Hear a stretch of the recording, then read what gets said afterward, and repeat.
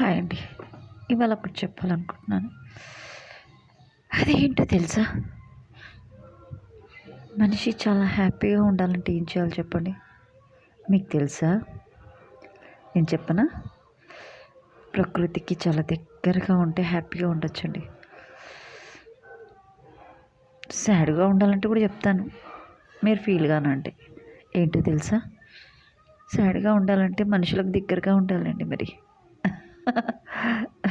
ఎందుకలా అన్నది తెలుసా?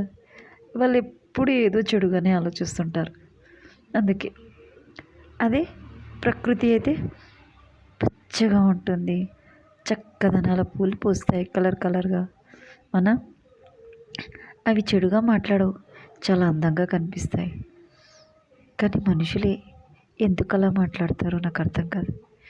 నాకు అందుకే మనుషులంటే ఇష్టం ఉండదు. కానీ వాళ్ళు చేసే తప్పులని సరిదిద్దాలని అనిపిస్తది. నచ్చచెప్తే వింటారేమో అని చూస్తున్నాను. కానీ వినట్లేదు. ఎందుకో తెలుసా? పాపం అనేది అలా పెరుక్కుపోతుందండి. నిజంగా. అందుకే వాళ్ళని చెడు బుద్ధి చేయిస్తది. వాళ్ళు ఏం చేస్తున్నారో వాళ్ళకే అర్థం కాదు. వయసు పెరుగుతుందే కానీ బుద్ధి పెరగట్లేదు. వాళ్ళని ఏం చేద్దామని ఉంటారు? మీరే చెప్పాలి.